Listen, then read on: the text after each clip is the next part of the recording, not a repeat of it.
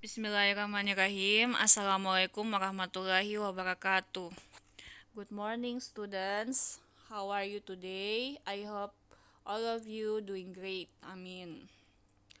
Oke, hari ini kita akan melanjutkan materi kita yang di bab 2 ya, atau unit 2.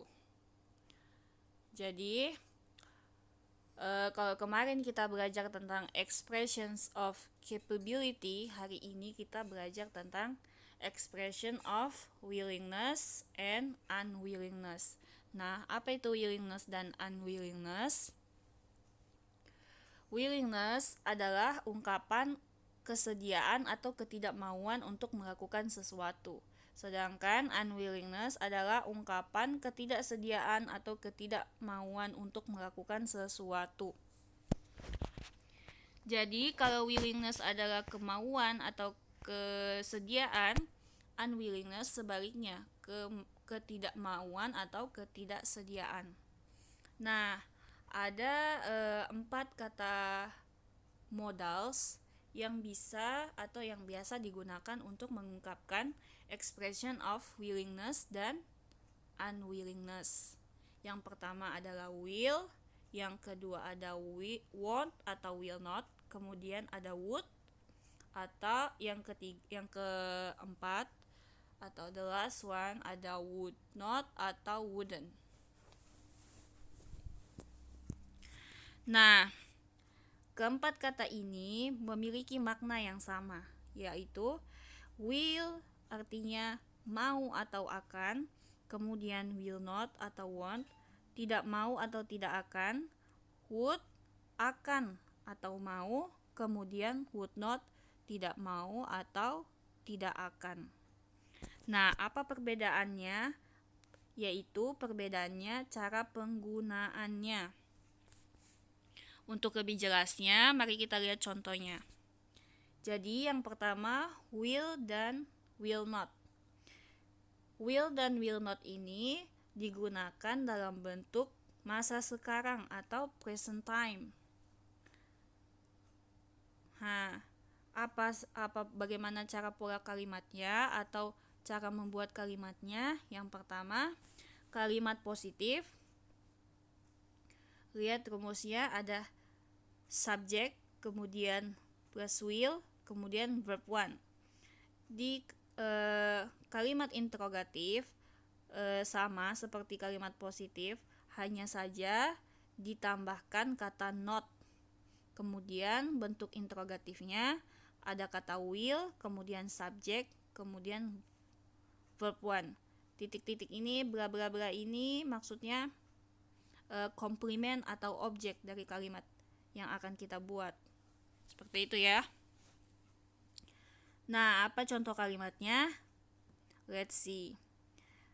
Yang pertama, kalimat positifnya, this ice cream looks delicious. I will eat it. Jadi, maknanya di sini adalah ice cream ini terlihat enak. Saya akan memakannya. Jadi, dia akan memakan ice cream itu sekarang, present time. Di sini ada kata I, subjek pelaku ya. Subjek dalam bahasa Inggris ada I see he eat, kemudian ada you they we. Jadi I kemudian will eat. Eat ini verb one, kata kerja bentuk pertama. Eat ini adalah objek. Jadi eat ini maksudnya di sini adalah ice cream itu. This ice creamnya, I will eat it, saya akan memakan ice cream itu, atau saya akan memakannya. Kemudian di kalimat negatifnya, I don't like this ice cream, I won't eat it. Jadi I subjek, kemudian ditambah will not, disingkat jadi won't, kemudian ditambah diikuti oleh verb one, eat. I won't eat it. Saya tidak akan memakannya. Saya tidak menyukai ice cream ini. Saya tidak akan memakannya. Kemudian yang kalimat interrogatif atau bentuk interrogatifnya, yaitu yang pertama will you, subject, will you please answer the phone? Maukah kamu menjawab telepon itu? Maksudnya di sini telepon yang sedang berdering ya. Will you please answer the phone? Maukah kamu menjawab telepon itu? Mungkin di sini dia sedang mandi kah, sedang ada kegiatan yang dilakukan kah, seperti itu ya. Kemudian, di sini ada would dan would not.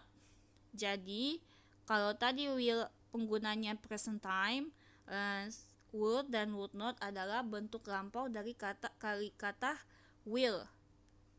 Jadi digunakan dalam bentuk past time. Nah, pola kalimatnya di sini subject would verb 1. Subject plus would not verb 1. Kemudian would plus subject plus verb 1. Mari kita lihat contoh kalimatnya ya. Yang pertama, he told me that he would come on time.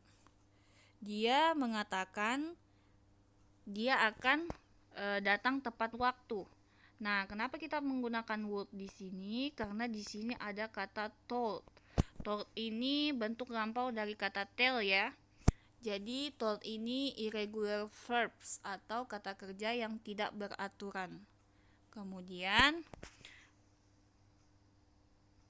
contoh yang kedua, kita lihat di sini, my brother always help me to clean the room but he wouldn't wash the dish.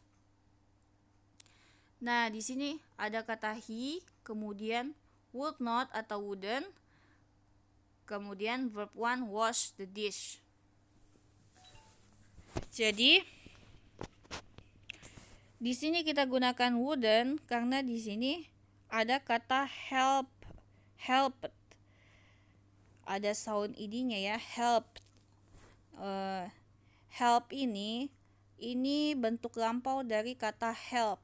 Hanya saja kenapa dia berbeda dengan ini? Kalau ini tadi irregular verbs, kalau ini regular verbs atau kata kerja yang beraturan yang ditambahkan id di belakangnya. Jadi kita gunakan sini he wouldn't wash. Ini bentuk kalimat negatifnya ya. Kemudian bentuk kalimat interrogatifnya atau kalimat tanya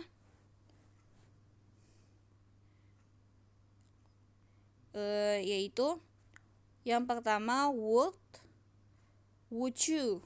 Nah, di sini kan would ketemu subject. Would you please open the door? Opennya ini bentuk kalimat pertama ya, atau kata kerja pertama. Jadi would you please open the door? Would ketemu subject, ketemu verb 1. Bisakah kamu membuka pintu itu? Seperti itu ya. Jadi would itu bentuk past time ya. Kalau will bentuk present tense. Nah, di sini mau kasih tahu kalau untuk bentuk interrogatif atau bentuk kata tanya ada pengecualian untuk kata would dan will. Jadi